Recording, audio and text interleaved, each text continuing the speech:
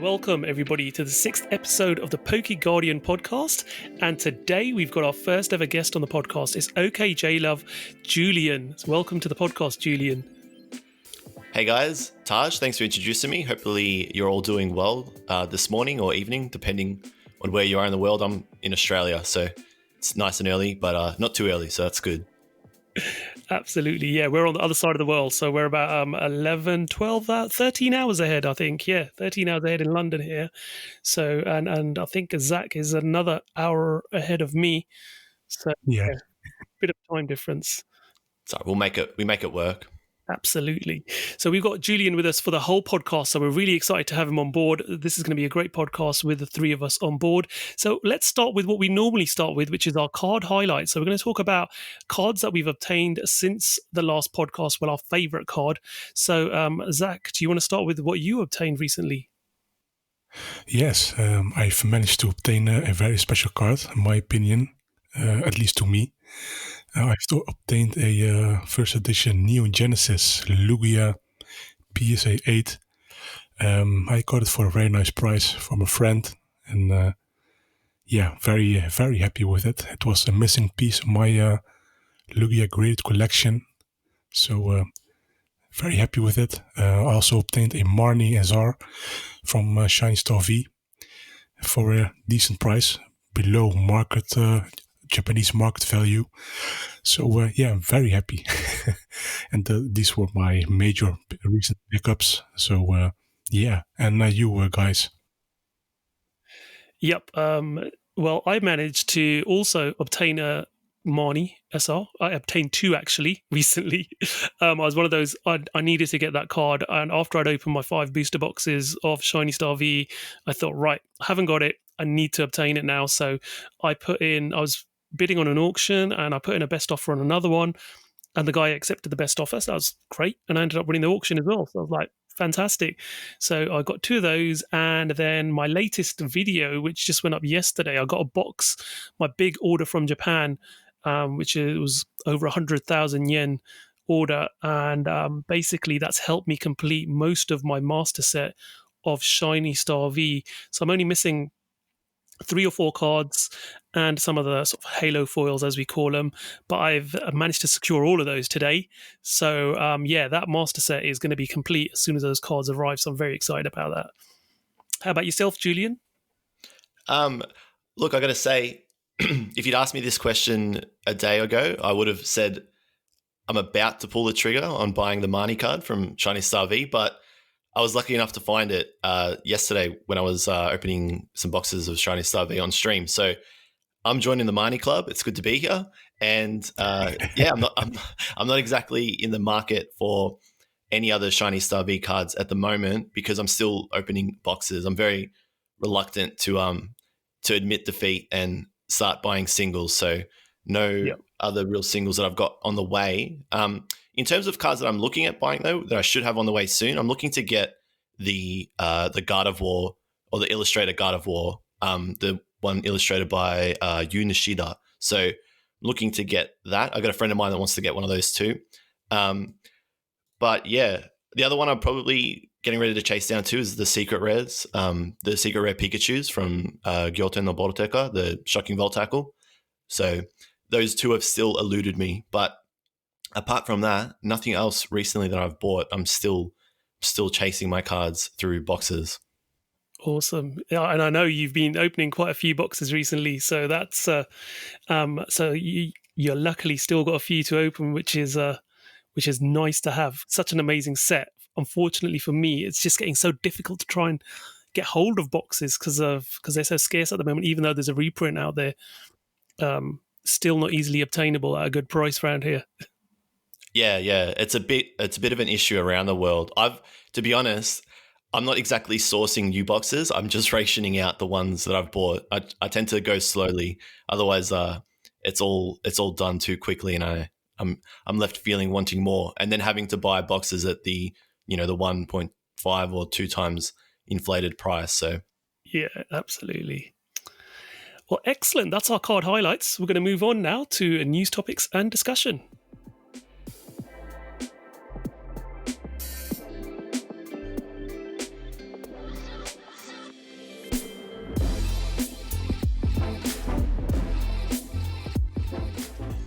Okay, so the first article we're going to talk about is the special set Shining Fates has officially been revealed, and obviously it includes Shiny Charizard VMAX.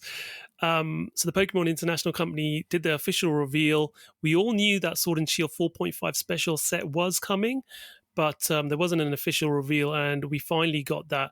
It's going to be released February 19th, 2021. It's going to have the Shiny Vault subset, which includes obviously the Shiny Vault from Shiny Star V, but some of those cards will be featured as promos in products as well. So, Zakariya, what do you think of this announcement? Well, finally, Yes. it has been revealed. It's been so long already. It feels, I think it was 2 weeks ago, 3 weeks. Yeah, 3 weeks ago. Yeah, finally, I'm very excited to see this set. It's not a 25th anniversary set. There's no mention of that. There is one coming in 2021. Yeah, that's literally being called a 25th anniversary set, and we are very excited. I think most fans are very excited to have something that's actually a 25th anniversary set. But after all, Shining Fates is how do you say it? It's Hidden Fates 2 in that regard, and people were waiting for Hidden Fates 2 for a very long time, and it's finally coming. And Champion's Path was a a little warm up to that. Yeah, what do I need to say? Most fans have seen Shiny Star V already, and I think it's a very exciting set. Of course, the set list of Shining Fates will not be the same as Shiny Star V. They will remove some cards from the Shiny Vault for to be released as promo cards and products. But overall, I think it's a very, very nice set. And I'm very excited for February. Also, if you can, like I warned everyone, please get that Elite Trainer box. I'm very excited for that Eevee VMAX promo. Yep. Yeah, it's looking fantastic. And like you told me, like you told everyone before, that Eevee promo is a little bit tough to get from in Japan. I think you needed to win a tournament or something. I don't remember anymore. Yeah, I think it was you had to participate in the V Starter Deck tournament. So you'd have to buy yourself a V Starter Deck, participate in a tournament, and you got the Eevee promo for just participating. And then I think at the end it was rock, paper, scissors to decide who gets the Eevee VMAX promo. That's it. Yeah. Yeah, so I think it was sort of 1 out of 4 people would get the Eevee VMAX promo. So it was an interesting one. What do you think, Julian, about this set announcement of Shining Fates? Has it been received in Australia? Yeah, I think Zakariya put it really well. We sort of all knew that it was coming. It was only a matter of time. There was a bit of inevitability behind it. It was just a matter of when, really, they were going to announce it. So when they did, there was a bit of relief and obviously excitement. A lot of people really do love the SV cards because we've seen them and we know what we're going to expect. Thanks to Shiny Star V, I'm excited, but I'm also like a little bit apprehensive about collecting it as a set. It's a very difficult set to collect all the cards for because of the format of the release. ETBs, pin boxes, as you guys obviously know. For that reason, the reception in Australia is I think that apprehensive sort of sentiment is felt amongst a few collectors because buying boxes and sets like these holiday sets is really difficult in Australia. Stock is quite limited, and stock is also very, very quickly snatched up by avid collectors, scalpers. I don't know exactly who's buying it, but all I know is that it goes very quickly. So Yep. so the ETBs, the pin collections, etc., went up for pre-order at Eevee Games, which is basically Australian GameStop. I'm sure you guys have. It's maybe similar to Game in the UK. Yeah, we used to have it. We used to have Eevee Games in the UK. It's Game now, yeah, essentially. But yeah, we're familiar with that. Yeah. So Eevee Games were the first to get their allocation, put their pre-orders up, and within 2 days they were gone. So you could get it was To be just fair, bang. 2 days is very good. In the UK, it's usually within an hour. So okay, so 2 okay. Well, maybe days is very good. maybe we've got it pretty good here. Well, maybe I shouldn't have said that because now all the overseas collectors are going to be looking at the Australian stock. But I don't know, it's a good thing. But yeah, I mean, they limited to 10 ETBs per customer, which is extremely generous. Yes. Yeah. And Zakariya, I think, like you said, if you want the ETB, get it now. That sort of was felt amongst everybody. Yep. Maybe people took it a little bit too literally. So yeah, excitement, maybe a bit of weariness, but yeah, generally just excitement. It's going to be fun to chase. Yeah. I can't deny it's going to be fun to chase those shiny cards in English now, so it should be good. Yeah, I think similar to what you're saying, I think with this set, for the first time, I've seen a lot more people interested in Japanese sets that I would never have purchased Japanese sets in the past. Ultra Shiny GX, obviously, people weren't so aware of Hidden Fates and the Shiny Vault that time around, before Hidden Fates came out, and it took quite a while before we got Hidden Fates in English because most of the cards were out of rotation by the time we got those cards over into English. This is a very quick turnaround, and also there's been a lot more awareness of the Japanese sets this time around. I think because of lockdown and the situation going on around the world, people have been reading up more about stuff as well.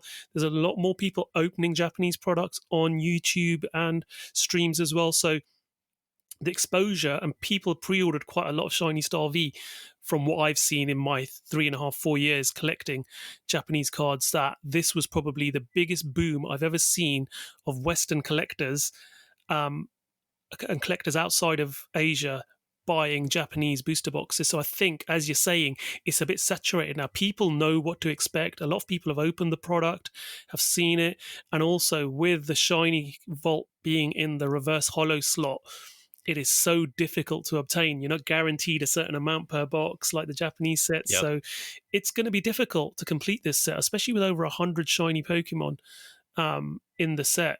And obviously some of those have been pulled out to go into tins, and they're not the cheap tins, they're the bigger tins.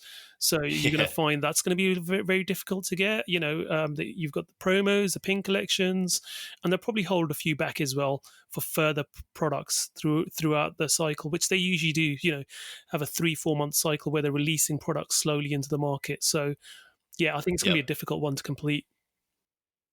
It's funny that you mention the difficulty of getting the cards and the promo sets, the pins and the collections having some of those SV cards as promo cards.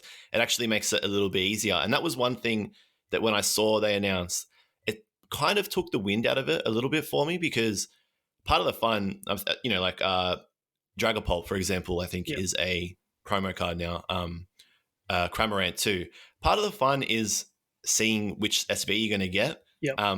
And that's definitely still there, but by reducing the pool of pullable or hittable SV cards in actual packs themselves, that's taken the wind out of it a little bit. But what it's going to do is really push the value and the rarity of those SV cards that you can pull up even further. Yeah. So it's going to be a very interesting set once it releases and people start opening it. Yep. And I think I'm going to flock very quickly to chasing single cards early, because I don't want to continue to rip packs of this. Absolutely. But on a positive note as well, you mentioned Dragapult and Crobat. They are very playable cards. So to have those as promos makes it accessible for, say, for example, kids who might want to have a deck blinged up with a few shiny cards. It just makes it a lot more accessible, because people might just be buying, because a lot of the time you get this, people buy the collection boxes, they just want the packs. And the promos end up going onto big reselling sites and card markets, where people can then pick them up a little bit cheaper than buying the product itself. So there are pros and cons to that. So I think they're being very strategic these days, Pokemon International Company, about which cards they are using as promos, and making accessible, I suppose, to people out That's there very as true. well. So yeah. Okay, we're going to move on now to the next topic today, which is Boss's Order, Gym Trainer, and more Shiny Fates main cards that were revealed. So we've had official English images of cards that are going to be in Shining Fates, and one of them was Lysander, Boss's Order, which we have seen recently in Japan in the competition triple VMAX boxes, as well as a few of the other cards we've seen recently in Japan as well. So Yanma, Yanmega, Gossifleur, Eldegoss, Volcanion, Tutel by Soso, one of my favorite artists, Gym Trainer, which is a promo out in Japan. So yeah, a few cards already seen, and by the looks of it, when you look at those cards, what's clear to see is that the main set is a 72 card set, which is no real surprise really, because these sort of holiday sets, special sets, are usually around that mark, 72, 73 cards.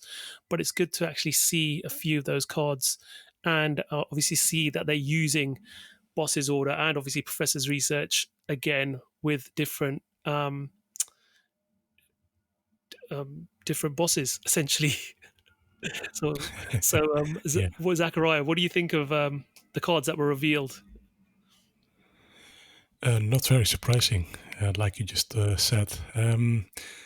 Yeah, it's just there, Yeah. and that's why, coming back to Shining Fates compared to the English and Japanese version, that's why I prefer the Japanese set, because it's the original. There is no room for.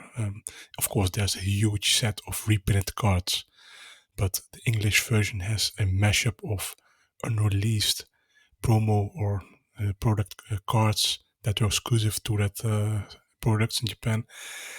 I think it's neat, but yeah, that's why I prefer the Japanese sets. I think the boss orders card is very nice in there. I hope it's a holo card, because in Japan it isn't. It's non-holo, Yep. if I'm not mistaken. So yeah, very cool. Indeed, the NDD promo from Koro Koro is also in Yeah. there, and that's how the main set indeed will kind of be. Yeah, very cool. And I'm excited for the future. I think more cards will be revealed very soon.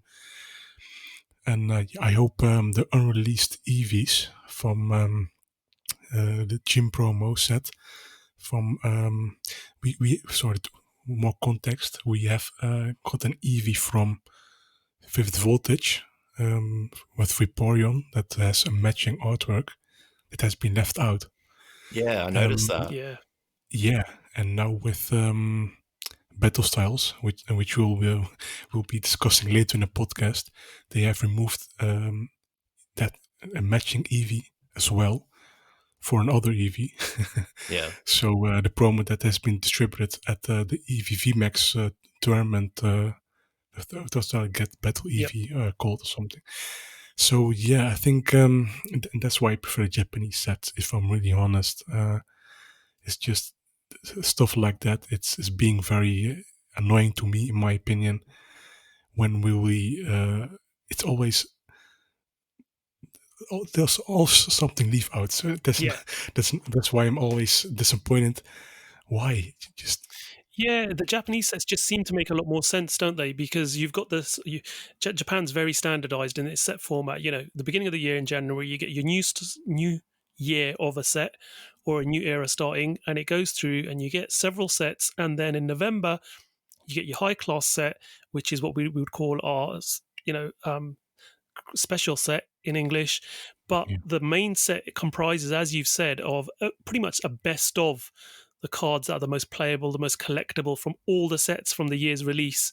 And then you get maybe about 3 or 4 new cards. Like this time we had Crobat VMAX and Ditto V and Ditto VMAX thrown in there as well. But generally speaking, the big bulk of that set is reprints of the super playable cards from the years, giving you another opportunity to get them at a good, accessible way. And then you get the shiny vaults attached onto it, whereas the English set, as you say, it's a bit of a mismatch, isn't it? You usually get like we found with Champion's Path. Champion's Path was the mismatch of mismatches. It had cards from Legendary Heartbeat, it had cards from the starter decks, it had some promos thrown in there. It just looked like it was a what have we got that we can throw into this set, guys?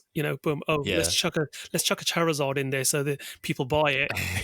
So we'll stick the shiny Charizard in there as a preview, and we'll stick a Rainbow Rare Charizard, which we've never done before with a tournament card like that in Japan. Released it outside of Japan, but let's do it to boost the sales of Champion's Path, which worked. It did. Let's be honest. If you didn't have the shiny Charizard V or the Rainbow Rare VMAX, that set would have seriously have sunk and not sold as well as it did.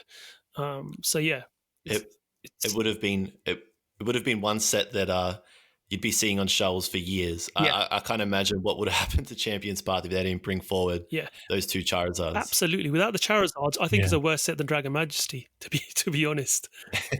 Shining Legends was fantastic. Hidden Fates was great. But that Dragon Majesty that was in the middle, people tend to forget about that set. And I think it would have ended up like that. And I still think it will, other than the Charizards. People won't really remember too many of the other cards in the set. So definitely. Yeah. Yeah, like I told you, Champion's Path did not have to exist. Yes. Yeah. It didn't have to exist in the first place. Yeah, they could have skipped it. They really could have done it. You're right. It was compromised of 6 Japanese products and sets together. Yeah. So it's interesting set. Yeah. I mean, there's definitely the argument that would have been made for why they made it a set before Vivid was that, the cards that they left out would have made Vivid too large of a set. But the precedent sort of already had been set for very large expansions like Cosmic Eclipse, which was a very big expansion. So it was interesting, and it was that they did it and that everybody went with it. Like, we all sort of knew what was happening, but we went with it anyway, and we bought it and we opened it, and it was fun, but it was a different kind of fun. And I think that leaving out the amazing rares and putting them into Vivid Voltage instead of Champion's Path was a bit of a, probably something that, had COVID not interfered with the schedule, we might have seen the amazing rares in Champion's Path, and we might have seen some more of the cards with the artwork, with the Pokemon, with the gym leaders in as main cards in the set or promos. It just didn't. It felt a bit disjointed, and I think plans had to be shifted in order to fit these sets together based upon what was happening around the world. So, yeah. Just to reel back to Shining, those cards that got revealed for Shining Fates. Yep. I love the Lysandre. I absolutely love that card. I think Tuan Lei had a very hilarious meme that he created the day that card got revealed. Yeah, the McDonald's the meme. Yeah. What would you like to order? It's absolutely hilarious, but it is a cool card, and I do hope it gets like Zakariya said, a holo, because it'll really pop. And another interesting thing, maybe I missed that this has been done before, but I noticed that some of the cards that have been revealed have got D regulation marks and others have got E. So it's similar to a Japanese set where it's got cards from regulation D and E and they put them all together, or even C. Yep. Is this the first time we're seeing that for English cards? No, we've seen it before. No? Sword and Shield. Yeah. Okay, so Sword and Shield base set. Yeah. Did have cards from C and D as well. Or no, was this D for Sword and Shield, wasn't it? The regulation marks were introduced starting from Sword and Shield base set here. Yeah. Before that, indeed, there weren't the regulation marks. That's right. In Japan. Yeah. And in all the Asian countries. Yeah. So these cards that have been revealed, they've got the regulation marks. They did get introduced in Sword and Shield, but they've got D and E marks. Yes, I just thought that's right. Yep. Yeah. So Gym Trainer and Boss's Order both got D. Yeah. But the new cards have got the E. newer cards are all E. I think Indeed is a D mark as well. Looking at it now, Indeed is a D. There's a lot of Ds there. So Volcanion's an E. Eldegoss E. Yeah, so they're mix and matching now.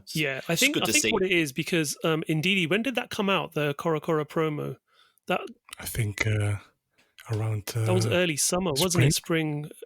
Spring, Yeah, summer. so in Japan, that is literally in the last, what would be considered the world's cutoff for sets, because obviously they rotate at worlds. So Yep. that would have fallen in that last set. So they've got the same marking as Japan, because we've talked about this before, and I think we were speculating that they've introduced these to try and in the future at some point potentially have a global standardization for playing at worlds and at tournaments for rotation purposes. So I think they're just trying to keep consistent with the cards going forward. And obviously with Boss's Order, even I think Boss's Order and obviously Professor's Research, we've seen that they can be changed, because we've got Professor Juniper card now as well. And it's great because it means that those full arts you've got are going to be kept in rotation if they keep that card in rotation. So it just means that, if you've got a full art, a Magnolia, and Juniper is the one in rotation at the moment, you can still use that Magnolia because it's called Professor's Research. So it's just nice that they're doing that this time with the same cards. Definitely. Cool. Okay, we're going to move on now to the next item on our list, which is the 25th anniversary set, Pokemon TCG, Sword and Shield 7 and Sword and Shield 8 release dates that were possibly revealed. So, Zakariya, do you want to talk through this article that was on PokeGuardian? Well, yeah, it was not. I think the distributor revealed the sets after Shining Fates was revealed, and a source told me, I think 1 or 2 months ago, that there are going to be 2 special sets coming. One that's releasing around the 25th anniversary, which is 4.5 Shining Fates, and another one that was releasing in October of 2021, and that would be releasing around the actual 25th anniversary of the Pokemon TCG, so not of Pokemon. And at that time it was too early to even mention it. I was skeptical, of course, but it was a trusted source, so I removed everything, every reference to the 25th anniversary set of Shining Fates, and I'm very excited.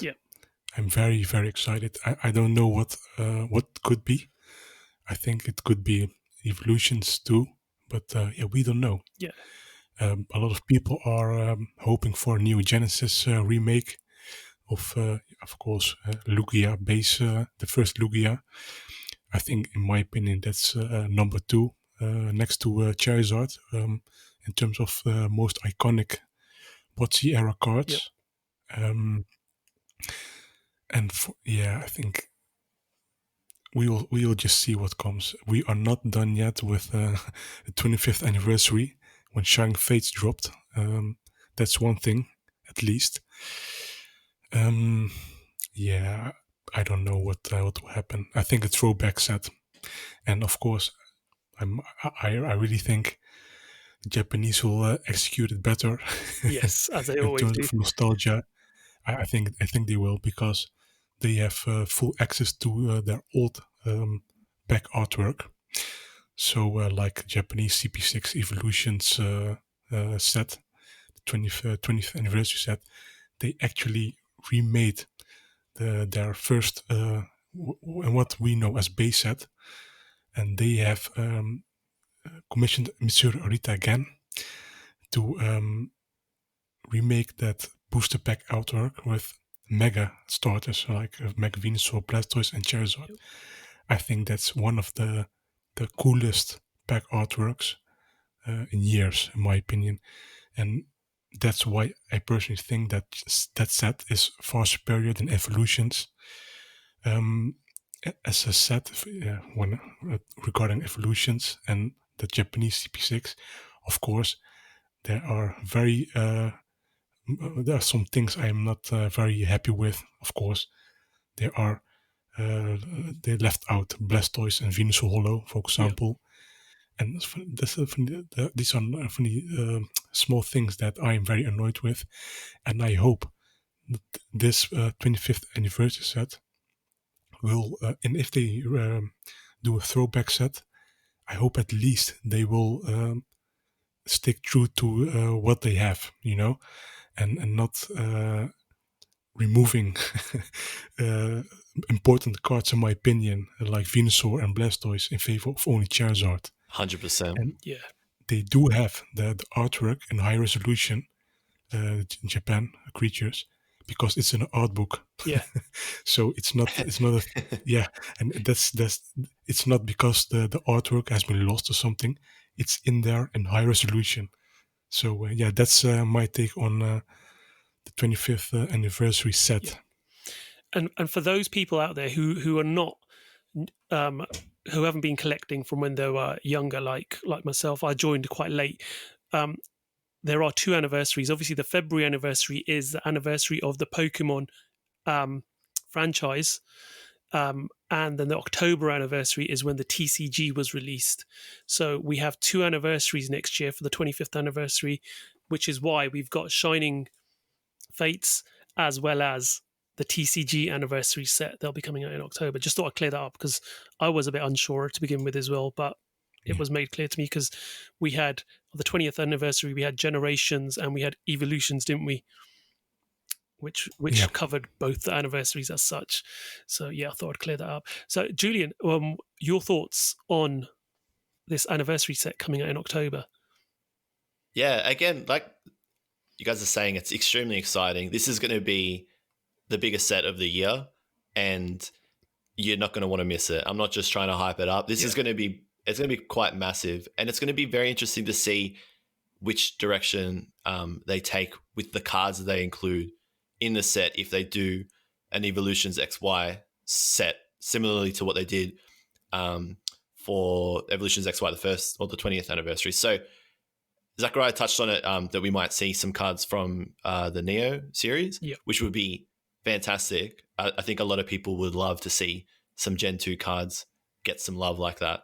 Part of me is a little bit nervous because I feel like with the huge hype and resurgence of collectors around the world, all those nostalgic collectors pulling out the cards out of their closets, I'm quite nervous that they might just retreat on Gen 1 and we won't see any Gen 2 Pokemon cards, which would personally leave me a little bit disappointed.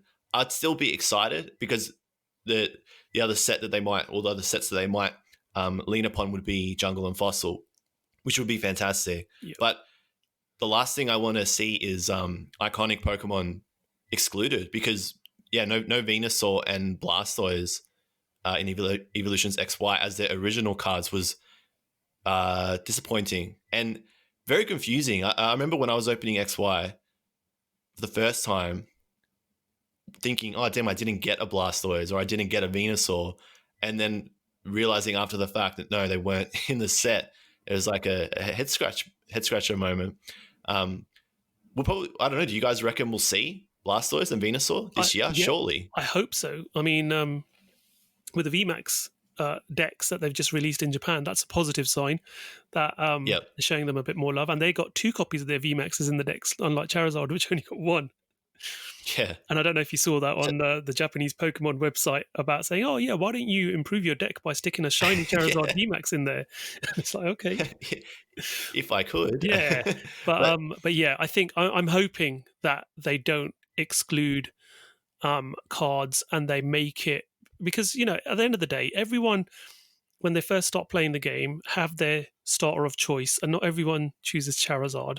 So it is, when you're looking at that nostalgia factor and you want to go for your starter and it's not in the set, it's quite disheartening because you're going for the big, the popular Pokemon that and excluding the other popular ones that people have grown up with, So I think they probably would have learned from that, and I think the feedback they would have got, hopefully they'll make sure that this time they're not excluding big name cards like that. Yeah. Yeah, and what's a difference between this set and Evolutions?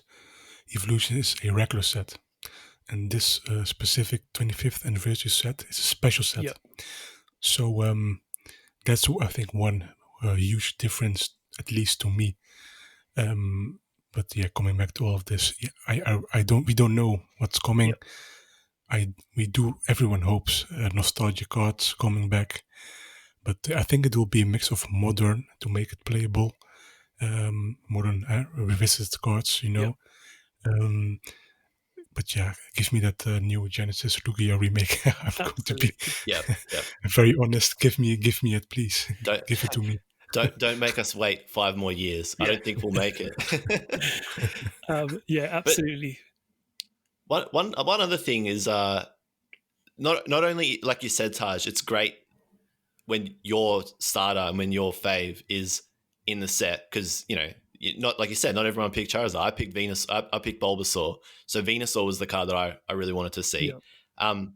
But so it's great when they include them for that reason. The other reason that it's really good when they include different chase Pokemon, this is just looking at it from a collector's perspective, by the way, is that the thing that makes a set, there's two things that make a set fantastic, right? Whether the cards in it are actually playable in the TCG, and, you know, the new cards that are introduced are useful, but not everyone's a player. A lot of people are collectors. So for the collectors, the main thing is whether the chase cards are good. And personally for me, it's whether there are a lot of chase cards. So when there's a lot of chase cards, I'm happier as a collector, because it means that my satisfaction from collecting the set isn't dependent on a Charizard. I know, Zakariya, you're not the biggest Charizard fan out there. Honestly, I'm not. No. I'm not crazy about him either. But when he's the only card, or he or she, whichever, depending on the Charizard, whichever we'll go with it, right? Depending on whether you get that card or not, it can make or break whether the set was satisfying for you to collect. So if Charizard's the only card, it's not. We felt that with Champions Path. So for this set, I really just want to see lots of different Pokemon. And if they don't touch on Neo, I want to see Dragonite, I want to see Pterodactyl, I want to see Snorlax, I want to see a lot of those different jungle and fossil chase cards, or, you know, Gen 1 Pokemon that we all love in the set, because if it's just Dragonite but no Snorlax, I'll feel a little flat. I love Dragonite, but I want to see Snorlax too. They go with jungle and fossils. So we'll see what happens. It's going to be, either way, it's going to be fun. Like, we're going to buy it, and we're going to love it either way. So what this announcement also did, though, it clarified release dates for us, because we were getting a bit worried that there was going to be a shift in release dates for sets, because we were speculating when the final set of the year would be releasing, because if things were going as they were, it would have ended up releasing in December, which we thought was not possible. But I think Sword and Shield 8 is now going to be November, we believe. 7 is August, and 6 is obviously going to be released in June, I think.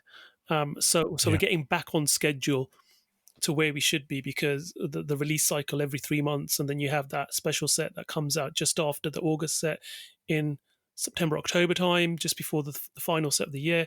So yeah, we're getting back on schedule as well. So that's important to note with this announcement. Yeah, and also a lot of products coming, which of course will release at some point. But there are some nice things in there, but it's all placeholder stuff. We'll just have to wait and see what it will be. And of course, all of these dates and products are subject to change. It's there, but it could change in the future. Exactly. So please keep that in mind. Yes. Yeah, the preliminary dates are on the article on PokeGuardian, but as you say, they are subject to change. But it's nice to get a rough idea of what to expect when. And it's pretty standardized as well, from what we've seen in the past. Okay, let's move on to the next thing. Now, this one is about the Pikachu V Vivid Voltage oversized promo card. I was keen to find out whether we had it in the UK, so I went there that morning of potential release, and I got it first thing. And we got the news out on PokeGuardian. Yeah, it's available in the UK now as well. So from Game, you go in there, and it was a £10 spend, I believe, Yeah. with the Pikachu V.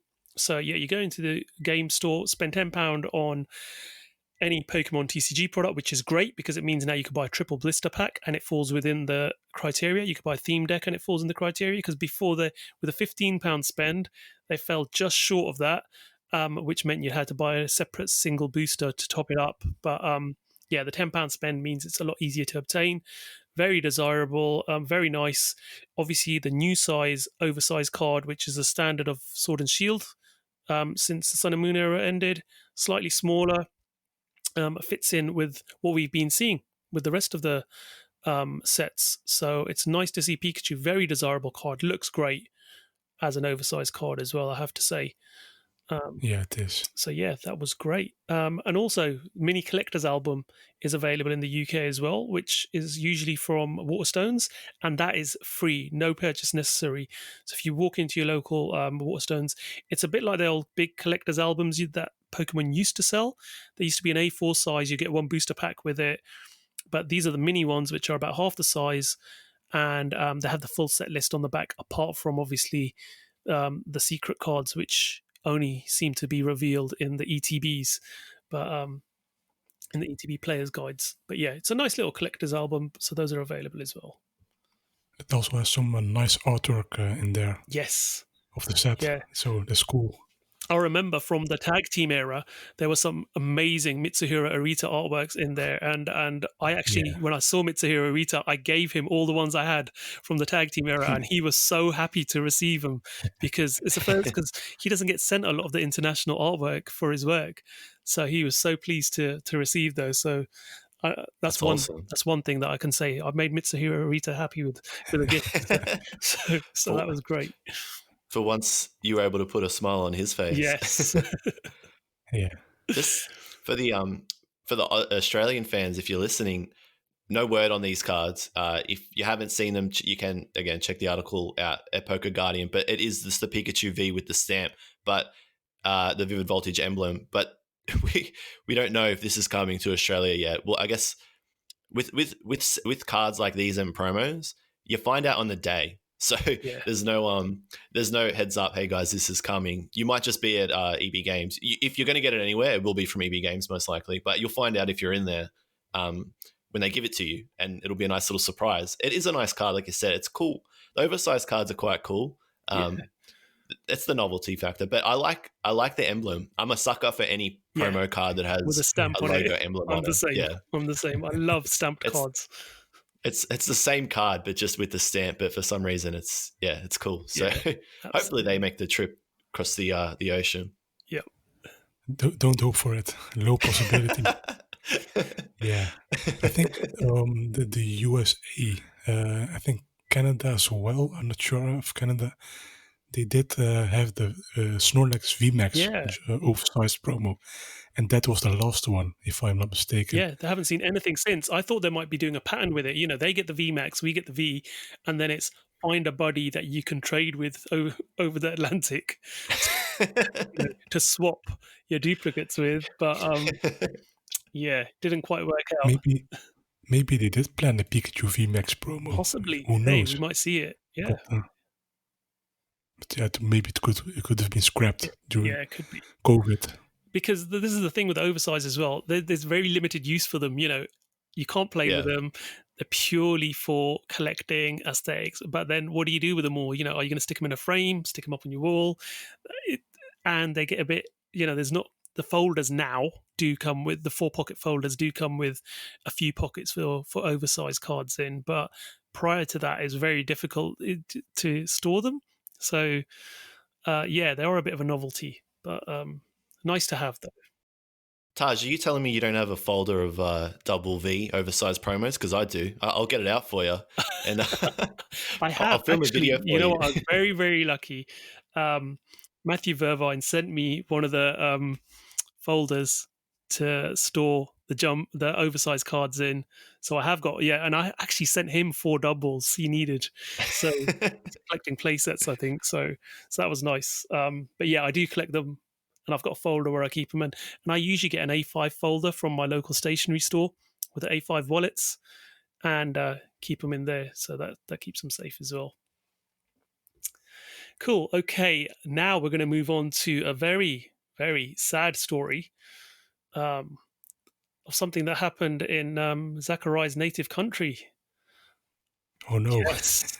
So when I was reading this story, I was just shocked. But then again, this is, if anything, I think this is a wake-up call to a lot of people as well, that we collect these cards because of our love of the artwork and our passion about collecting, but don't underestimate the value of what you've got sitting in your collection, and making sure that you've put protection in place and insurance in place, because this story was very sad. It happened on December the 16th, only a couple of days ago, about 3 p.m. Central European time.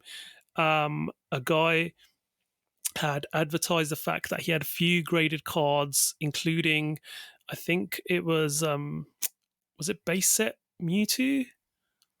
Yeah, many base set graded PSA 10s. And he arranged a meeting for a couple of guys to come round and purchase some cards, and they ended up locking him in his closet and stealing the cards.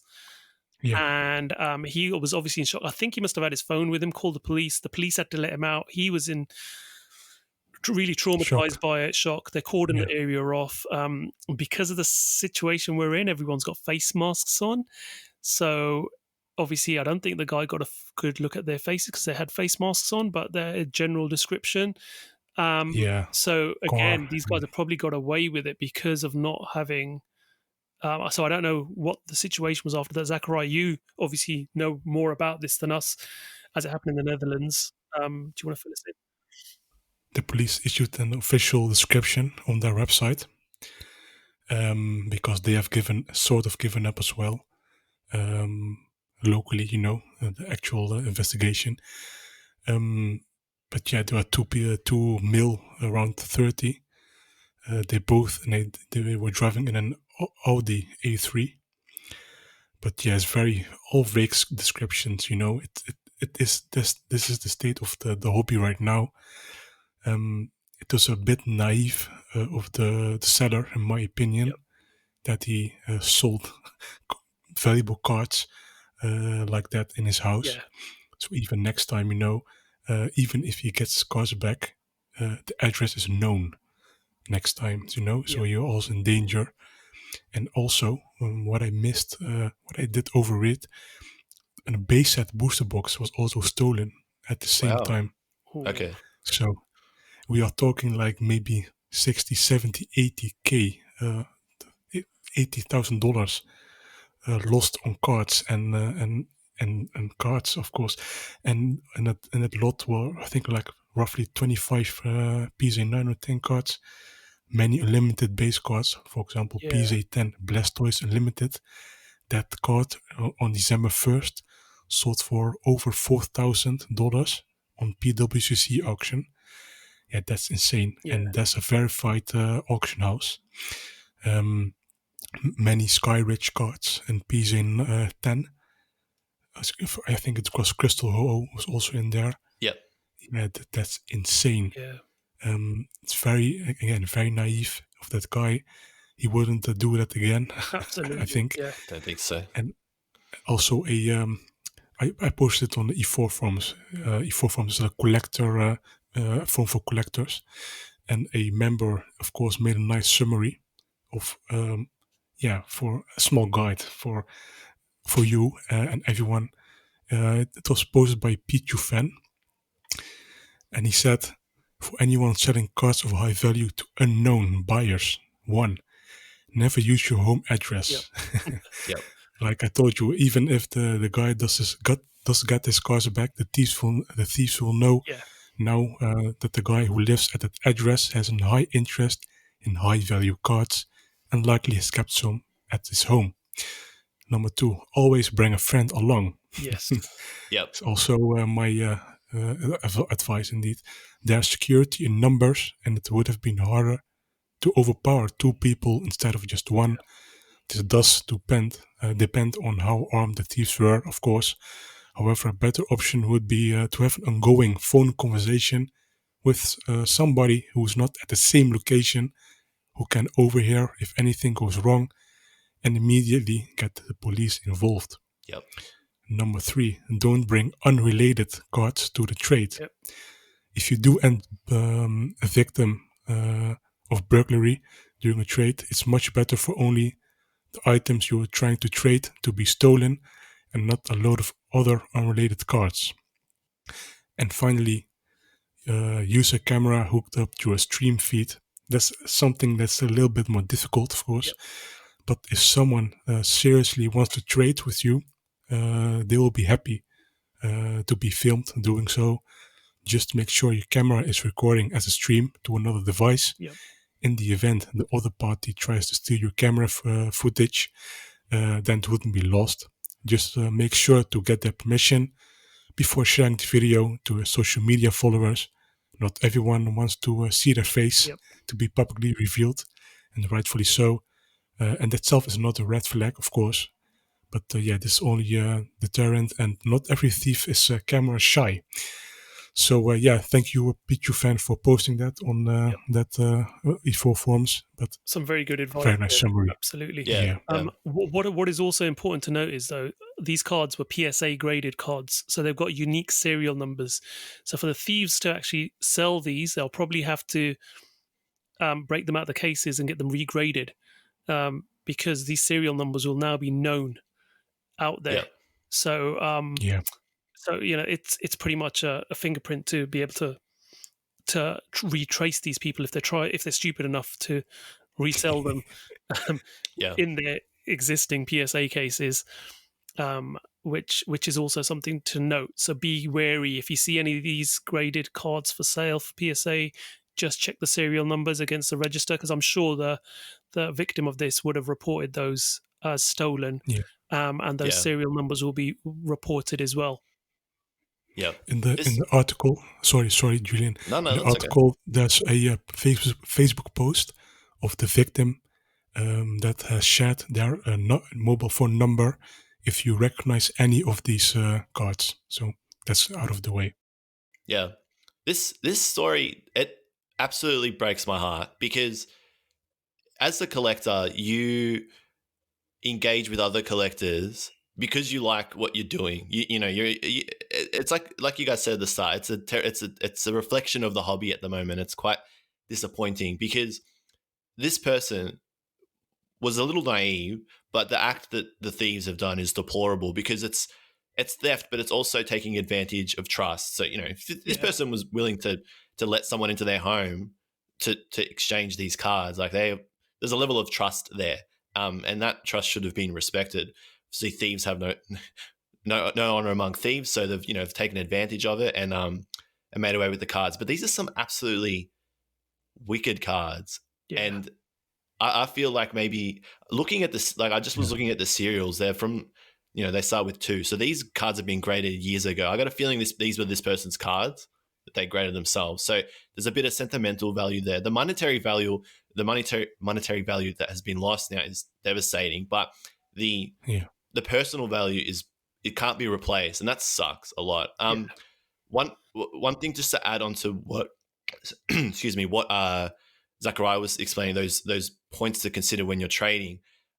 Also, definitely consider insuring your collection if you haven't yet. I think a lot of us have at the moment. If you haven't, look into it. I know in Australia it's as easy as I'm not an insurance expert, so just make sure to call your insurance company and discuss with them whether your insurance covers you for valuables like these, because you're like you guys said, like some of these have shot up in value and they're worth a lot, 4 or 5 figures. So protect your collection and take every measure you can to protect the monetary value. If you've done that and they get lost, they get stolen, that's life. It sucks. It can't be helped, but at least try to take every measure you can to soften the blow.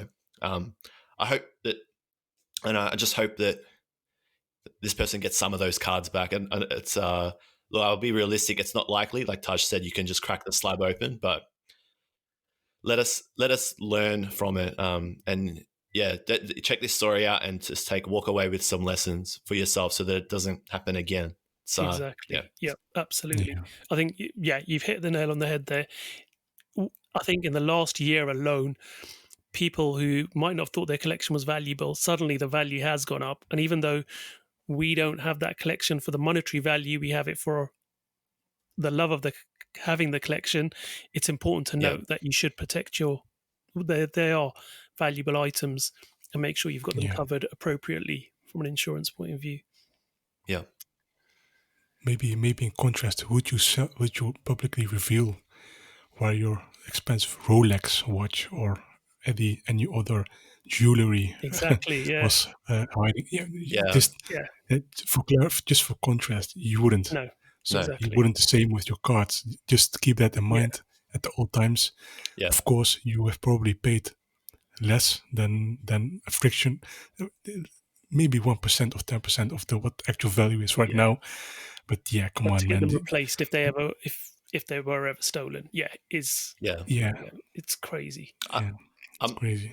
I'm not saying that this is. I don't know whether this person was publicly flaunting their cards. I don't know, so I'm not making comment to that. But it's worth talking about the point that if you've got it, it's not always worth flaunting it for clout or attention. You're putting a target on your head. Be careful.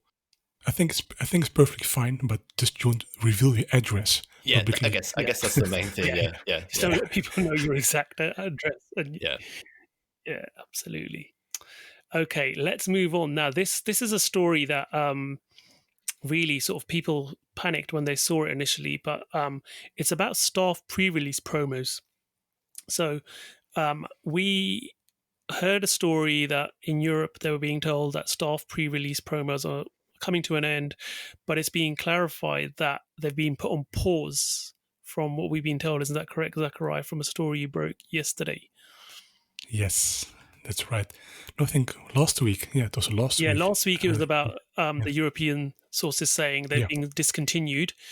But I think you clarified for us all yesterday that it's been announced officially that they're being put on pause, temporary pause, rather than indefinitely being discontinued.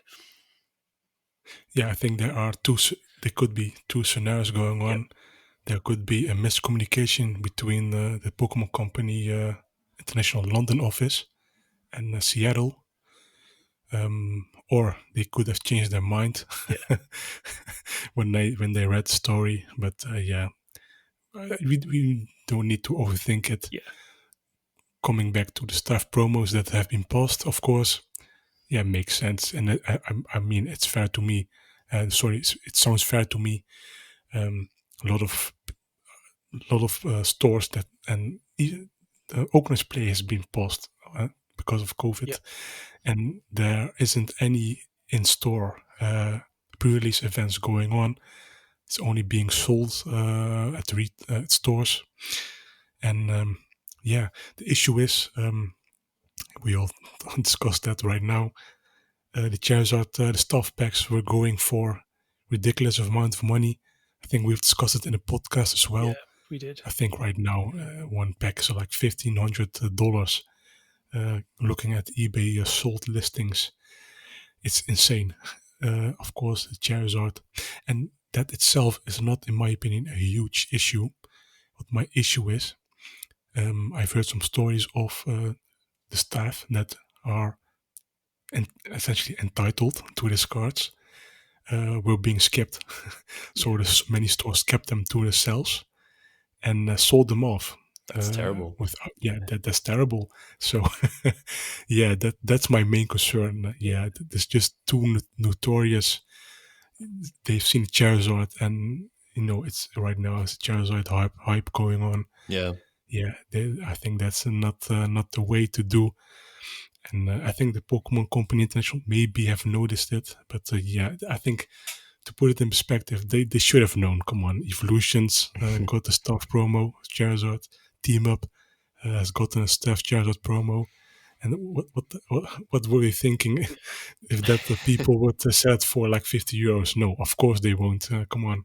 So Exactly. yeah, that's my take on it. Yeah. But But I yeah, think I sort of, you're right. To pause it makes absolute sense. We've not got organized play going on. Pre-releases not being held in stores. So the people who'd be entitled to this are those people who'd help run, organize an event for pre-release, and as part of giving up their time and the ability to play in a pre-release, they get staff promo cards. And they were quite collectible, desirable cards. And as that's not going on, we've seen people who being able to. I've seen a lot of. It seems like places that don't usually get pre-release kits getting hold of them, and obviously then those people are getting the staff promos who don't actually hold events as well. So it was a strange one. Obviously, some of the stores that are being hit hard and not running the event, obviously there is no staff there to run an event, so there's no one to actually give the promos to.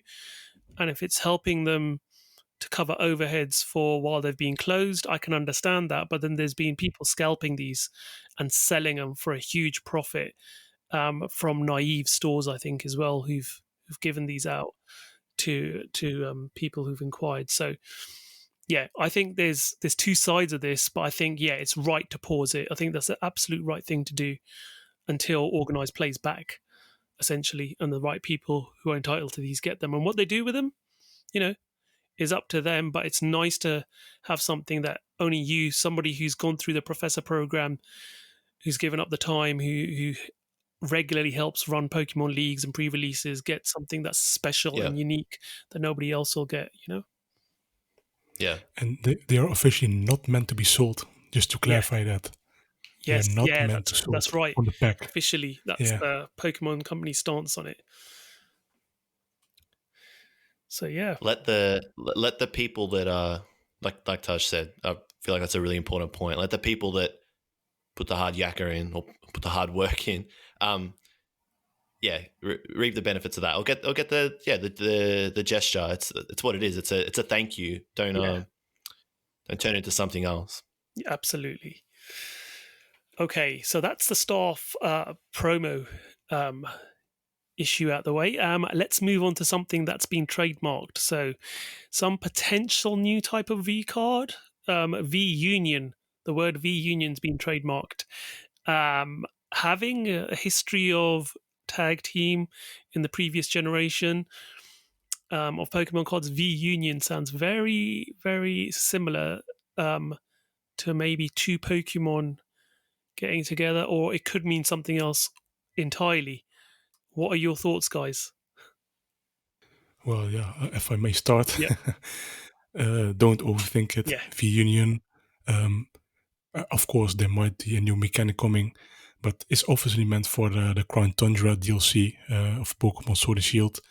That Calyrex, legendary Pokemon, was it mythical or legend? I don't know. But anyway, it is going to fuse with Spectrier. And of course, I think there will be a Calyrex V and Spectrier V. They will fuse together on potentially a new card, like some sort of legend card or something like that. And I think we shouldn't overthink that. That's obviously going to happen. And what we got, we don't know. But I indeed expect some crazy cards coming. And it's obviously going to be including Calyrex. Sorry, it's a very difficult name to pronounce. Spectrier. But yeah, that's it. It's not confirmed yet, of course, but everyone knows S7 will be going to be the Crown Tundra cards. Oh, no, S6, sorry. Yeah. Excuse me, S6. And we will just see what happens. Very cool. Yeah, it's you don't want to speculate too much on things like these because you don't want to be wrong. You don't want to be so far off the mark or lead people on. But I think Zakariya, you've hit it on the head. We sort of have an idea of what it's going to be. I saw it absolutely hilarious. I'm actually still laughing about it. Tweet from Brad Anderson speculating what he thought V Union was going to be, and he's got a very crudely drawn illustration of a Shadow Rider Calyrex V Union. It's it looks like it's going to just straight up be a counter to, and we'll talk about this when we move on to Single Strike Master and Battle Styles. It looks like it's going to release to directly counter the Urshifu V and VMAX cards, because it's going to be weak to most likely Calyrex. So yeah, we'll see what happens, but it's going to be exciting. It's always good when there's a new mechanic. And I don't want to skip too far ahead to Battle Styles, but new mechanics are great, like these, and they're exciting to speculate on, because new mechanics is what keeps the TCG fresh for existing players, but also makes it exciting or appealing to new players, because if there's a new mechanic that looks cool, well, then people are like, oh, okay, well, that looks kind of cool. I might jump in now. So yeah, we'll see what happens, but it should be similar to mechanics that we've seen in the past, just going off the name. But don't quote me on that. Yeah, absolutely. But yeah, and then the next thing is about some more trademarks, which is Eevee Heroes, Blue Sky Stream, and Skyscraping Perfect. Have all been trademarked. And again, all we can do is speculate here because we have no details. All it is trademarks. But you mentioned in your article that Blue Sky Stream has been used before, Zakariya, in the 2004 set of Clash of the Blue Sky. Yeah, I think it was not fully and not entirely, but 2-1, 2-2-3. So that I think it was the word Soku. I think it was Blue Sky was was used before, and in what we know as EX Deoxys, which is of course a set that features Deoxys, and also Rayquaza. So yeah, we don't know yet, but it could indicate these two might be coming in that Blue Sky Stream trademarked name, if that's indeed a set. But yeah, at this point, legendary cards, legendary Pokemon have returned in the Sword and Shield. So there's a huge possibility it could be around that. Yeah, I'm really excited about Eevee Heroes. I like evolutions as it is, so I'm hoping it's going to be a set full of every single evolution. But we'll have to wait and see. But Julian, any thoughts on these trademarks? Again, very speculative, just names at the moment. But yeah. Look, the names, when I saw them trademarked, I think we all sort of knew what they were going to be. They're going to be new expansions. The names, they just absolutely they breathe new expansion just by the way that they're named, like Eevee Heroes, Blue Sky Stream, Skyscraping Perfect. Skyscraping Perfect sounds awesome. I don't know anything about it, but the name sounds super intense. So I'm looking forward to whatever that is. Something that I find funny with Japanese expansion names is that they use words that you typically wouldn't use when you're speaking Japanese. So a big one was Gyoten no Boroteka for shocking Volt Tackle. You would never say, and it got locally translated to like amazing Volt Tackle or like astonishing Volt Tackle. I think a lot of people, if you watch anime, you'll know this straight off the bat. But the word for amazing or really cool is sugoi, right? Not Gyoten. So it's a way though of like adding flavor and character to the name. Vivid Voltage sounds exciting in English, so Gyoten no Boroteka sounds exciting in Japanese. Skyscraping Perfect, you don't say maten, the word that they've used there for skyscraper. The Japanese word for skyscraper is koso kenshiku, right? So you never point at a skyscraper and say, oh, it's a maten roll. Like, you just don't say it, but it sounds cool. So maten perfecto, it sounds like, I don't know. It sounds exciting. So I'm looking forward to it. You've hooked me, Creatures Inc. You've hooked me on the name alone. So you don't even need to show me the cards. I'm going to buy it. Excellent. Yeah, it could be referred to Duraludon and Zygarde. Yeah. Who knows? Yeah. Duraludon does look a bit like a skyscraper, doesn't it? So yeah. Yeah. Maybe we'll see Stakataka again, another one, or yes. Who knows? Sonjona. Yeah. Awesome. Not everyone's chase Pokemon, but take it. So S4a Matchless Fighters Klara and Avery set's been revealed. So some amazing artwork on this.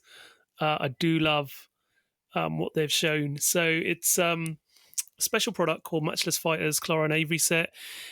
Comes out the same day as the main set comes out. Will cost 11,500 yen. So it's similar to what we've seen in the past. You basically get 2 Matchless Fighter booster boxes in this box. You get deck sleeves of Klara, deck sleeves of Avery, so 64 sleeves, so 2 deck sleeves. You get a deck box and a card storage box. The card storage box is pretty standard to what we've seen recently. It's the slimline box, from what I can tell. The way they usually do this, they usually can put the bigger boxes in there as well. Sometimes you get the subset boxes are smaller, but I think they're going to be sort of standard size box, but they sort of have the box half open with a sleeve around it. We had that with the Marnie box, I think. So the Nessa one was more closed because it had the smaller high-class set slim boxes in there. But it looks really interesting. Love the artwork on it. And obviously it reveals a bit more of what we could expect in those sets. We're probably going to see both of these as supporters in that set, potentially even full art supporters as SR cards. So yeah, what do you guys think of this product? Again, I think it's a Pokemon Center exclusive, isn't it? They usually are. Yeah, this says Pokemon Card Gym. Yeah. So expect it to be at least exclusive to Pokemon Card Gym stores and Pokemon Center Japan. So yeah. Well, there's a couple things with this set. Just to note that this is Matchless Fighters. So this is coming out after Single Strike Master and Rapid Strike Master, which is coming out January 22nd. So we won't see this till March 19, and we don't know a whole lot about this set. We know that we're potentially going to see some special art cards maybe make their return in this set. I get the feeling that so this special set getting revealed at this stage made me a little excited, not just because the product itself looks cool, but because, Taj, like you said, the shape of the box is a big hint as to what we might see in this expansion, because the shape of the box and the format of the release is similar to the Marnie set. And the Marnie set was for Legendary Heartbeat. So with Legendary Heartbeat, we saw the expansions get mixed up a little bit. You know, we had 20 booster packs per box and we had 7 cards per pack. And we saw that's when in Legendary Heartbeat, you got a rare or higher in every pack. You also got occasionally V or VMAX cards in the same pack, and that was so that, you know, it's easy to get those cards so that you could play them. So this set looking the way that it does gives me the feeling that Matchless Fighters in March, Japan, is going to mix it up again. We might see something similar to what we saw with Legendary Heartbeat, where the format of the release changed, and maybe that might mean that the cards and the way and the V or VMAX cards that you get inside a pack may change also. Maybe the special arts then would get treated the way that Amazing Rares did in Legendary Heartbeat. I don't know. This is all speculation, but and it's speculation off a product description for a box, but it's interesting. I like to just think what could happen, and I think it's not too far fetched really. Like we'll find out more as we get closer to March. Right now, it's all baseless, and it's like I said, it's crazy that they showed this before S5 is even released, but it's exciting, and the set looks nice too, so that's a plus.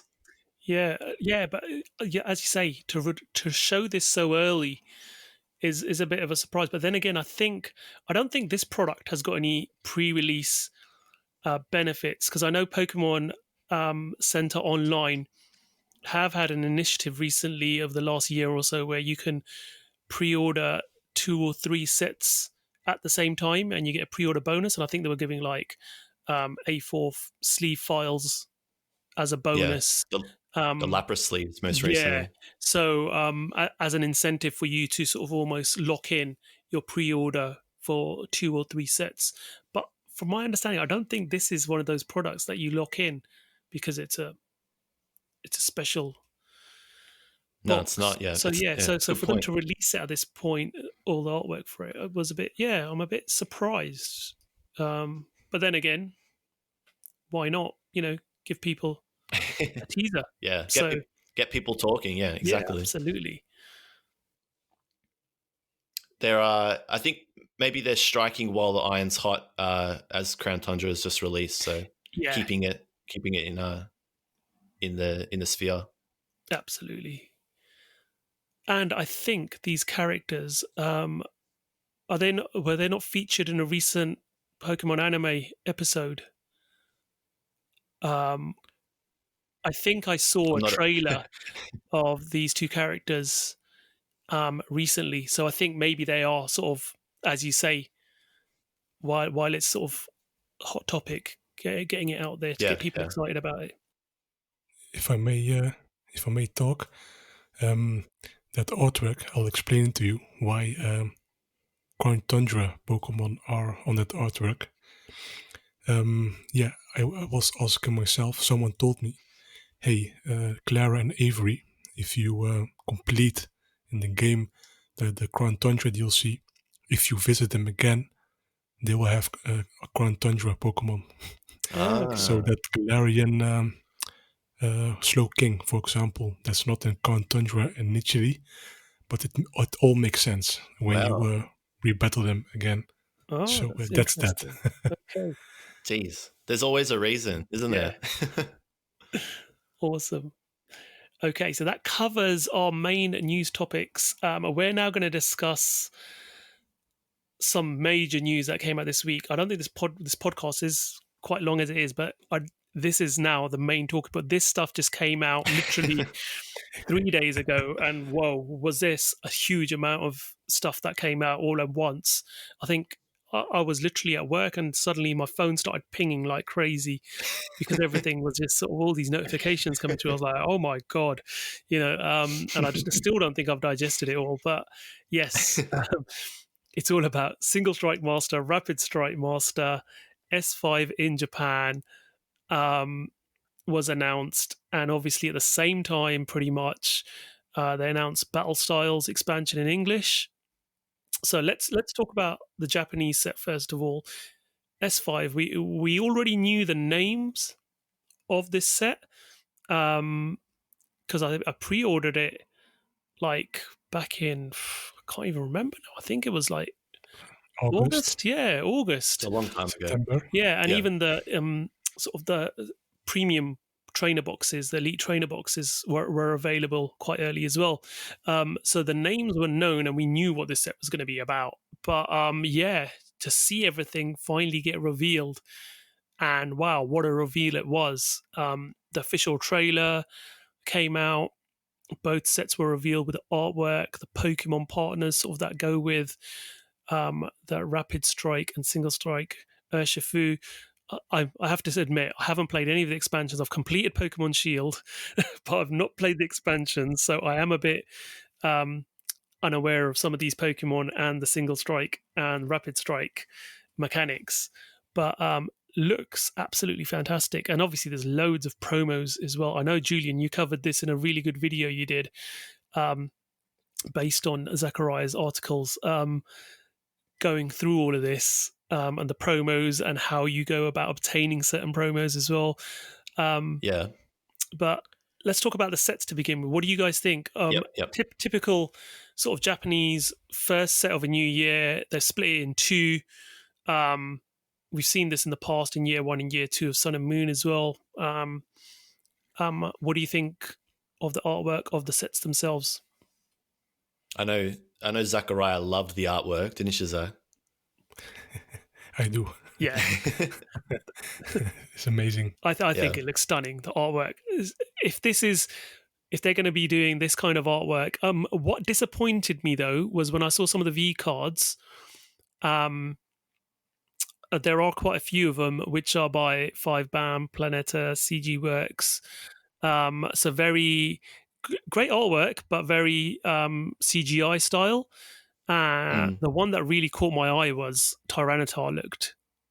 Looked quite nice. But yeah, I think looking at the artwork of the pack artwork, especially like when you see the English artwork in an almost hand-drawn style, gives you real hope for seeing more of that artwork going forward in year 2. Is a hope. Yeah. If let me. The reason why some of these cards are 3D CG is I think for many new Pokemon, for example, Eternatus, for example, everyone I think knows the illustrator Autobot Tesla.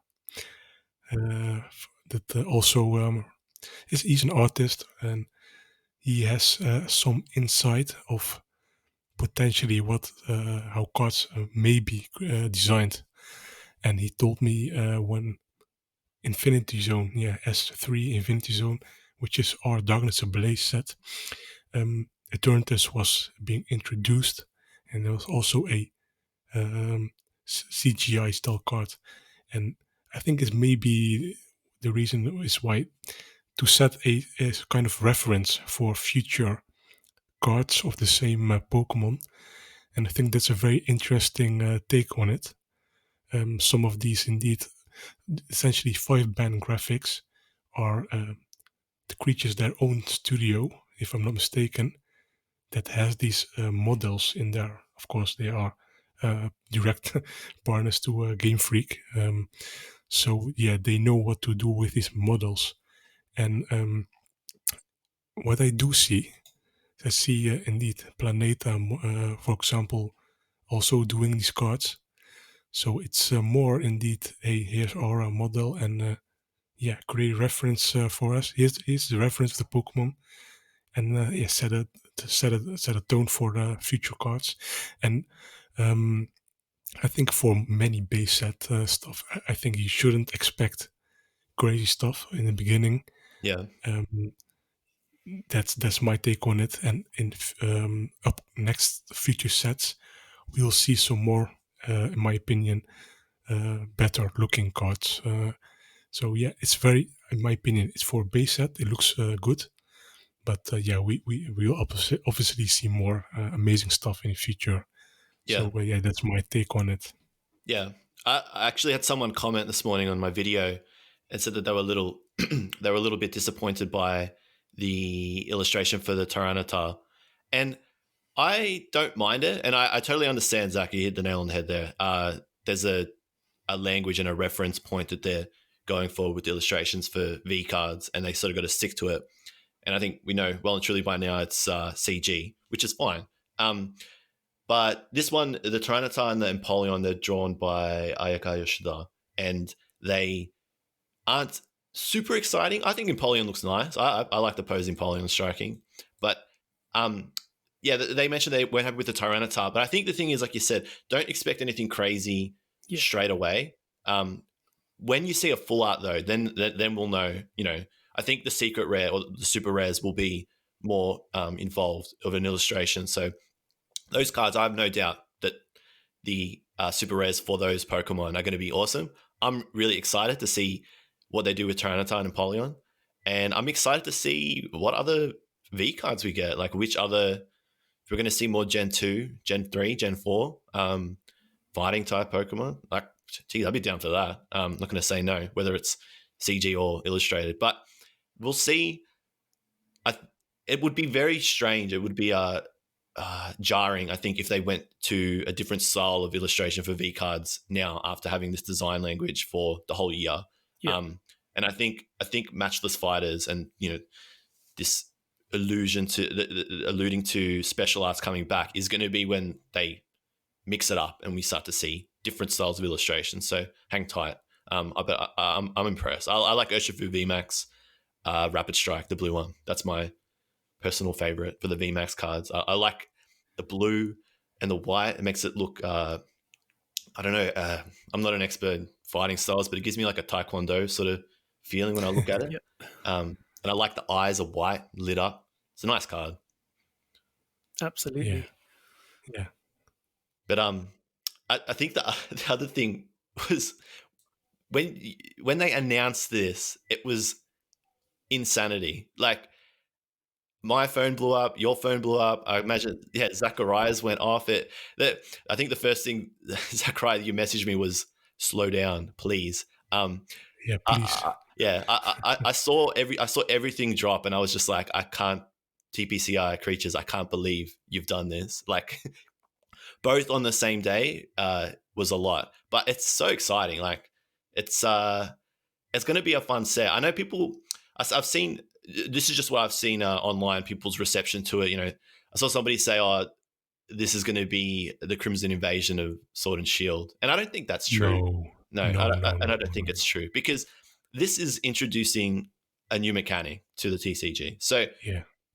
If you read the article, you guys know this. If you haven't, I'll explain it. But you've got 2 different styles now for these fighting, or for Pokemon in this set. So there's Rapid Strike, which is supposed to lean towards like tactical or sneaky moves, or it's a slow build up, and Single Strike, which is supposed to be huge, heavy blows. You're wiping out Pokemon in one hit, right? So this is mixing up the play.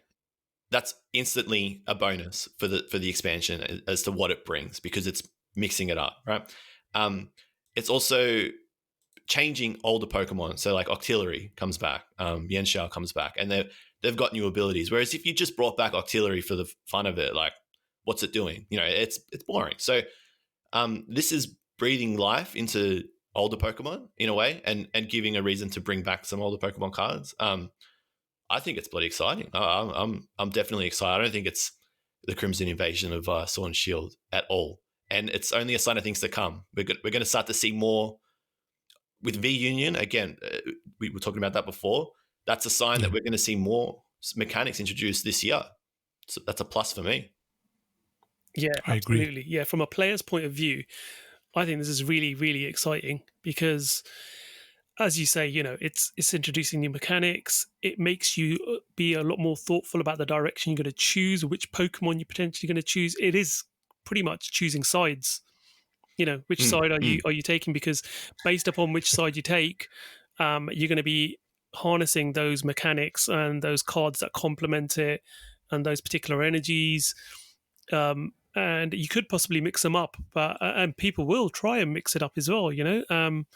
But yeah, I think it's sort of it introduces something nice and different. I mean, I wasn't around when you had, was it Team Magma and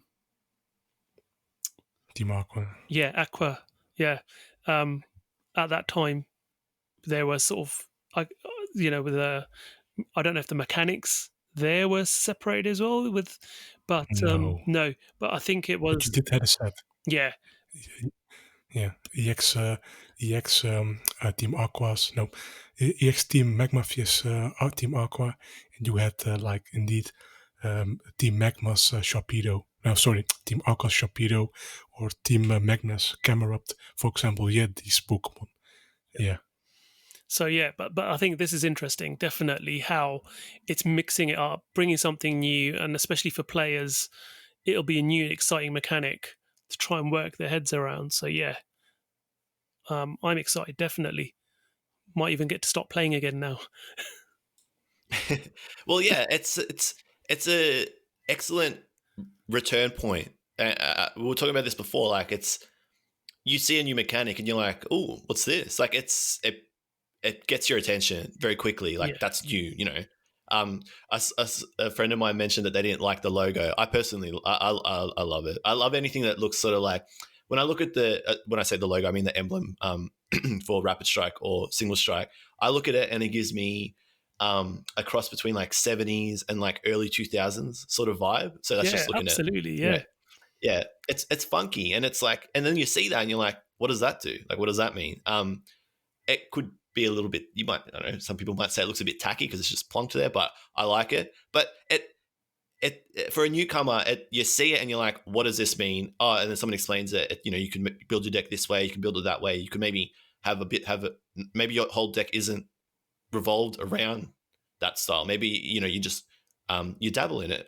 The possibilities are endless, and it's just another opportunity to get more players into the game and more collectors, which is always a positive. So it's going to be a cool set. There's just a lot. I think should we dig into how much is involved in this set in terms of product or promos? Because it's a lot. Yeah, absolutely. So first of all, each set is 70 plus cards in Japan. So this hitting the market January 22nd. And you'll have 70 plus cards in each set. So that's 140 odd cards. Now, generally speaking, the English sets would be made up. 2/3 of this set would make up the English set, and then you have another set making up the other third.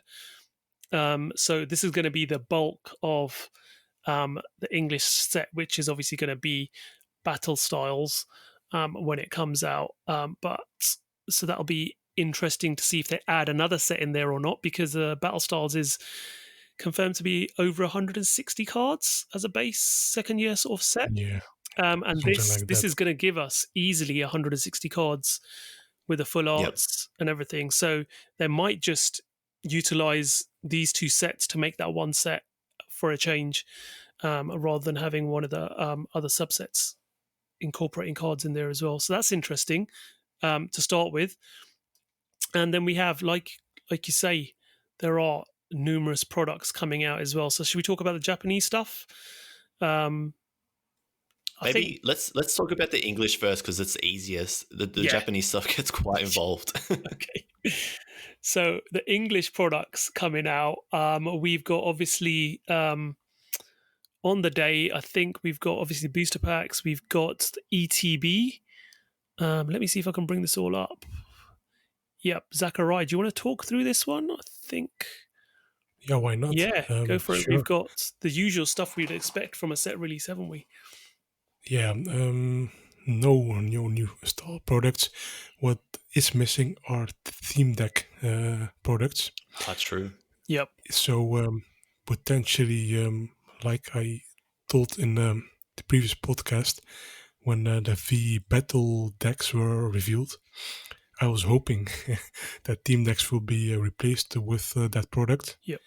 And it seems to be. It's a possibility.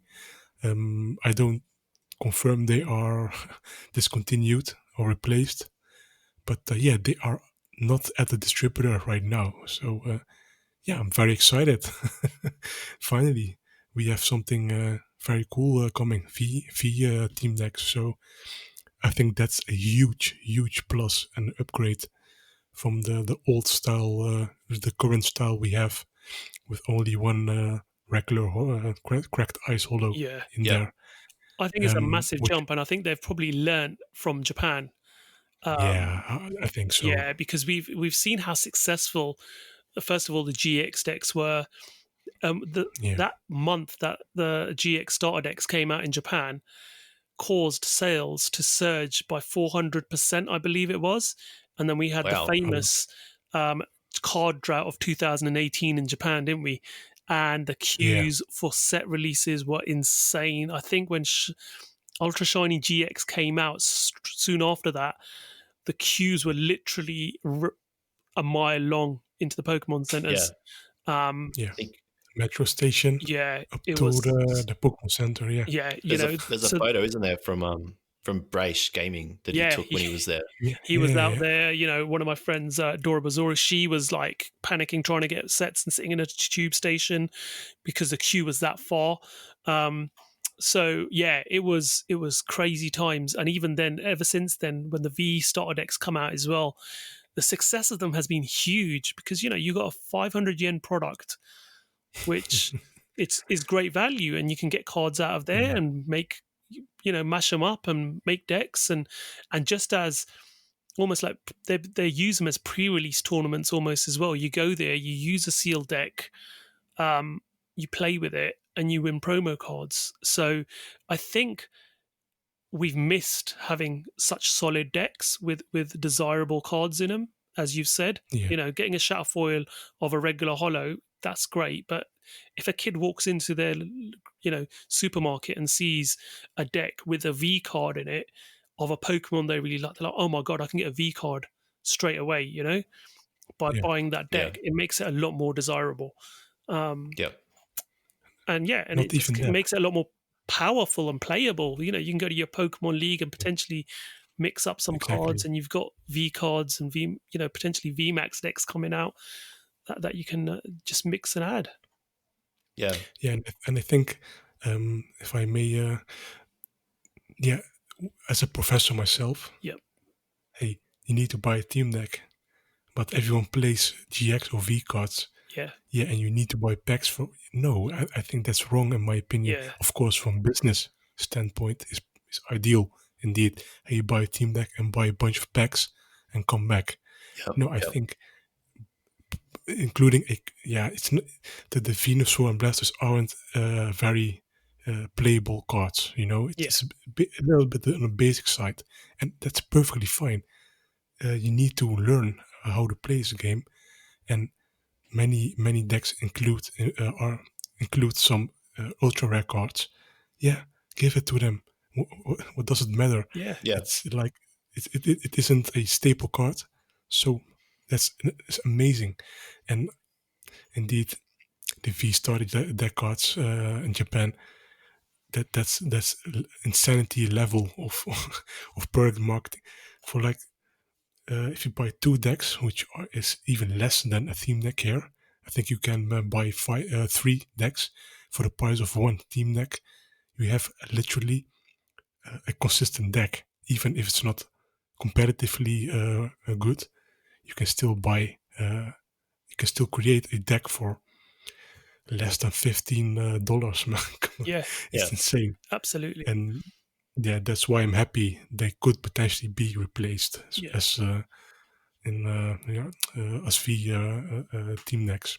So very cool. I think we've seen a positive trend with this. I think the Battle Academy product that was released, which is a home sort of desktop game where you play with a board, almost like a board game deck. I'm sorry, Matt. And you've got the 3 decks that come with that.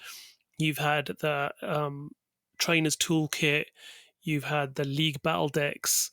We've had some solid products coming out which are super playable out the box.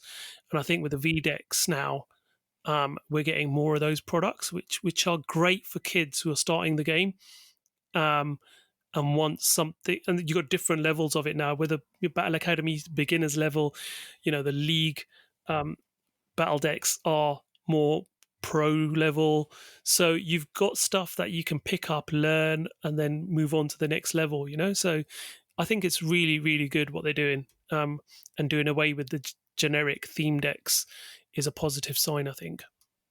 Yeah.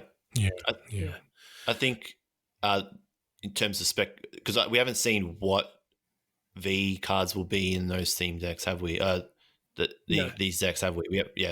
I think, so I'll just jump forward a very quick moment. In the premium trainer box in Japan, there's 2. There's one for Ichigeki Master and one for Rengeki Master.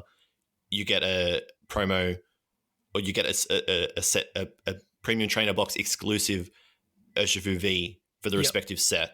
So I think we'll most likely see those cards be the V card that we get in the English release. That makes the most logical sense to me. And they have a different move set to the Urshifu V that you get inside the actual expansion. So that makes the most sense to me. To be fair, I think we'll probably see those in tins that'll come out soon after. You usually get the tins like we had with Zacian and Zamazenta. But those were the same moves, weren't they? They were just alternate art. That's right, yeah. But because in the Elite Trainer boxes, you're not going to get promos in the English Elite Trainer boxes. No. They've done what they do normally at the first set of the year. They've got 2 different Elite Trainer boxes, one for each color. Like we had that as Sun and Moon base set. We had one for Sol Galeo, one for Lunala, and then we had it in Ultra Prism again, where we had for Ultra. For the Ultra Prisms. Necros. I can't pronounce it. I've forgotten them already. Basically Necrozuma. I can't pronounce it. Yeah, exactly. So we've seen it. We've seen it before, and we had it with Sword and Shield base set as well, didn't we? So again, we've got it again where they split, obviously, for the 2 different styles. And my favorite promo out of all these is obviously the Eevee's quite a nice one in the triple blister pack. But I really like the Charmander as well. That's in the single blister. Yeah, that's cute. Which looks really nice as well. And that amazing Jolteon promo, which I think you've already mentioned, Zakariya. There was a Eevee that matched this artwork, wasn't there? Was it this? That's correct. Yeah, which we haven't seen. So that'll be interesting. That's the. I think. Sorry, go for it, Zach. Yep. If I may come back to the Urshifu promos you have mentioned before. In October, there were product placeholders at distributors that have no release date, and they mentioned V Battle Style box and V Max Battle Style box, and the first one is $20, and the V Max one is $25. So that's that. There we go. Explains all. Yeah. Battle Style box. Yeah, we know what Battle Styles is now. Yeah. So we'll see where in the future. Cool. So that's good. That's good. It's good that they're going to be accessible, I think, is the main point, and that's very important to building a deck.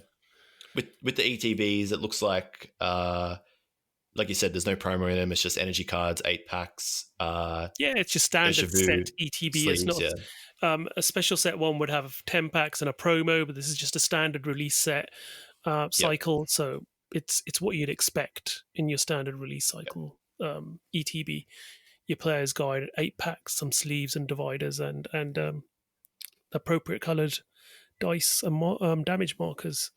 So it's going to be blue for me, guys. Not a fan of the red colorway. I'm also blue. I've got Sapphire, Omega, Alpha Sapphire. I'm always on a blue side. There you go. So Taj, pick carefully. I would probably blue. The blue one looks good to me. So welcome. Absolutely. Like the Bloods and the Crips and the gangs. It's not that serious. So those are the products. So we've got the booster box, 2 different ETBs. We've got the blister packs, obviously, and we've got, again, which we've seen before, are those sort of evolution line blisters. We've got Corviknight, so the Rookity line, and the Larvitar line with Tyranitar of cards we've seen in Darkness Ablaze. Yep, that's right. So they don't get they get their Darkness Ablaze card numberings, and they don't have specific promos on those because obviously they're part of that set's rotation. So you'll get those as well. So that's the English product release. They'll all be released March 19th. So it's good to see all of that. And going back to the Japanese, we have got quite a few products coming out on release day.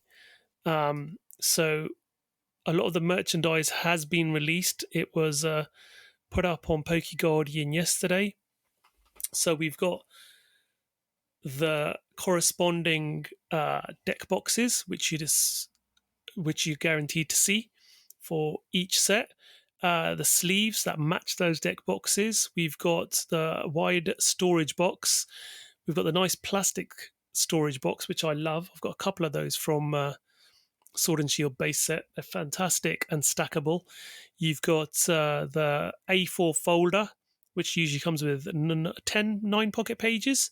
But I love those Japanese pocket pages because they've got a tab on the top that stops the cards falling out if you hold the folder upside down. And you've got the little container to keep your damage markers and dice in as well. So some nice products there, all coming out on the same date as the set. So if you like those, get your pre-orders in. These are usually available from most resellers. They're not specifically tied to the Pokemon Center. So these are available from Amazon Japan and other resellers as well. So you don't necessarily have to look at Pokemon Center only exclusives with those. So I like the folders. Personally, I'm a sucker for folders like that. I love the folders, Yeah.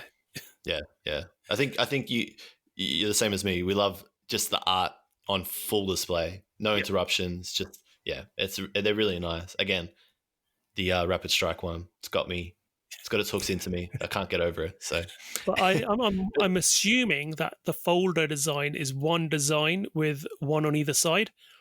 Yeah. Which is the way they usually do it. So it's great. So you get both artworks on the same folder. Yep. I tend to buy two of them anyway, I like those folders just to keep my Japanese promos in. Great folder because you only get 10 pages in there. So back to back, it's 180 cards. So it's a great way just to store the sort of year's worth of promos that you end up getting, which is quite nice. But yeah, so cool. There's a lot to digest with Rapid Strike and Single Strike in Japan. So we've got, like we mentioned earlier, there's 2 booster boxes, one for each expansion. So Ichigeki Master has got its own, that's Single Strike Urshifu, and Rengeki Master has got Rapid Strike Urshifu. They both got 70 cards plus the secret or the super rares, and we know that they're going to have different cards in them because different cards are being revealed for each set, which makes sense. In terms of product, we've got the premium trainer boxes, so they're like a Japanese ETB. And they're really cool because they come with cards. They come with Pokemon cards and trainer cards. So you can buy one of those and start building a deck very quickly in Japan. I think one of them comes with Deden GX, which is almost out of rotation, I think, or close to. So you could still use it. Off the top of my head, I don't know if that's still in rotation in Japan. But again, the incentive to buy those is there because you can very quickly start playing. You get a little container as well for the damage counters, which is cool, but you don't get any sleeves, so it's a bit disappointing. I mean, they've done that product pretty much every year over the last few years. Yeah. And I love them because, like, as you say, they give you a sealed... I think they usually give you like a sealed block of energy in there as well, but they give you a sealed block of staple trainer cards and items, which, as you say, you get 15 packs in there as well, I think. So you can open those packs, plus with those item and trainer cards, you can essentially build a deck, competitive deck, with what you pull there and then, with the cards you've got. So yeah, great product if you're in Japan and want to get into playing and you haven't started playing. But it's almost like a trainer's toolkit as such with the packs. That's right. It's a cross between a trainer's toolkit and an elite trainer box is the way I think is best to describe it. But really great products. I love them. Yeah, I try and always get hold of at least one of each when they come out now. I missed out on a few in the past, but like this one, I made sure I got my pre-order in early, so I've got one of each because they really are nice products. Yeah, for sure. Yeah, and that dice tin should fit in your deck box, if I'm not mistaken. Yes, yeah, it should fit in there. Yeah, they're in Japan. They're a lot more thoughtful about the ergonomics of how they make these. Compact designs of these boxes, so those boxes are perfectly designed to fit behind the divider in your deck box to hold your coins and your damage markers in. They fit. I mean, I had that. Remember the big battle box that came out? The one with a Alolan Friends promo and the Pikachu. Yeah. That had the really nice leather deck box in there, and again, the small box that held all your damage markers, it's fit perfectly in that deck box. It was really nice. Yeah, very nice. It was a limited master battle set. That's I think the one. It was called. Yeah. Sadly, it did not contain real leather. I would have paid extra for that. But that I use it still as my personal deck box and indeed deck case, the dice case. It's so. And the deck box of that is, I think, twice as large, maybe like 60-70% larger than the usual ones. So it will fit indeed very nicely. Double sleeve cards with a dice box indeed in there, which also is square, perfectly square. Yeah. So square dice will fit in there perfectly with a small separate divider in there as well.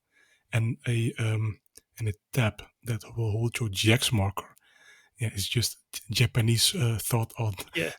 It also had a design. space for the little I am, pen that came with it in there as well, didn't it? yeah, So exactly. it's very well It's thought out amazing. product that was. Yeah. But yeah, I mean, those premium trainer boxes in this set are going to be awesome. And like you said, the promos. You also are aware of, Julian, you covered this quite well, about the separate promos you get with each when you purchase each box. Yes, So that's right. So this is this is cool, and also like, wow, okay. The cool part is that when you buy a box of Ichigeki Master or Rengeki Master in Japan, you're going to get a Cinderace V, a single strike Cinderace V card with Ichigeki Master, and you'll get a Rapid Strike Rillaboom V with Rengeki Master. So that's good because you get a promo card with each box.